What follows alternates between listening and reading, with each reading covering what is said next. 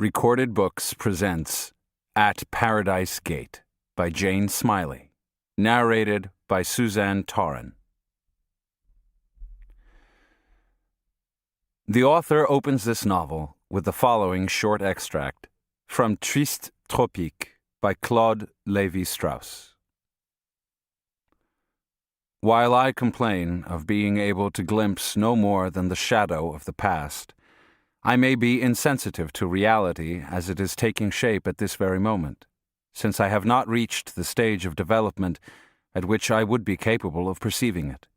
A few hundred years hence, in this same place, another traveler, as despairing as myself, will mourn the disappearance of what I might have seen, but failed to see.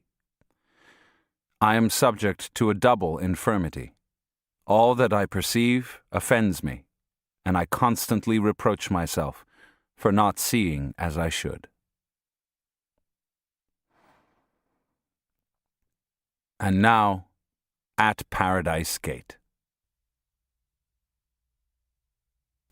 Part 1. Like their father, Anna Robison's 3 daughters loved to remember.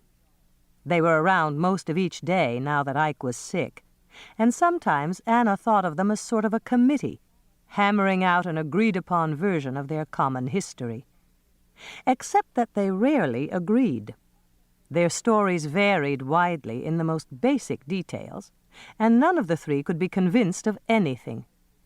As Anna put down the butter dish and surveyed the table, ivory plates, mats she'd crocheted herself, ice-filled water glasses, the discussion jangled around her.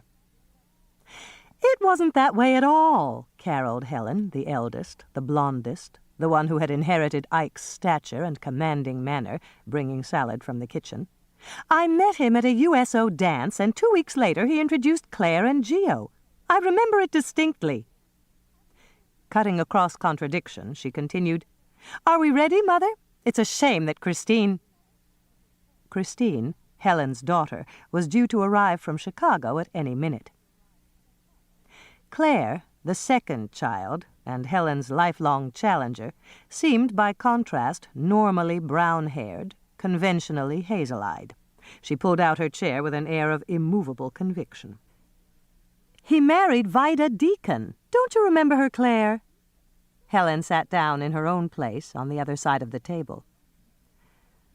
"I knew Geo for 3 weeks before that USO dance, Helen. I met him through Dennis somebody, that fellow whose plane got shot down the last day of the war." "Claire, you're wrong!" Helen lifted her hands and pitched her voice high in the "I won't say another word" range.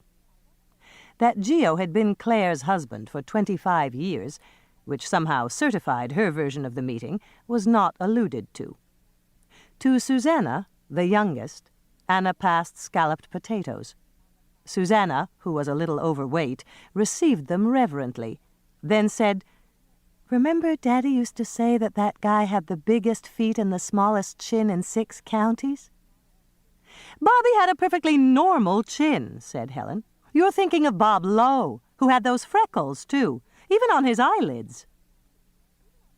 These Anna could recall, in the folds of his ears as well. Bob Lowe was the most freckled person Anna ever knew.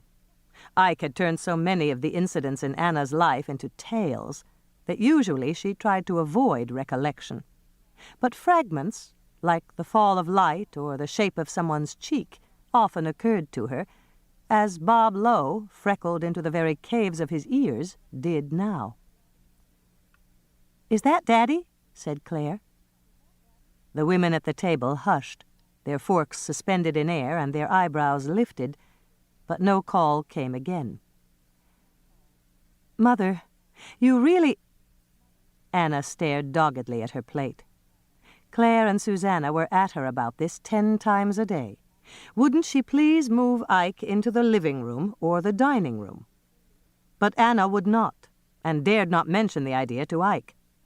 Such an illness that meant displacement of furniture and attention to the minutiae of her daily routine, was sure to be a final illness. Silence fell around the table again, Not a listening silence, but a worried one. "Do you know that story about Uncle Abel and the bull, Mother? Christine spoke of it over the phone the other night, and I didn't recall it all exactly."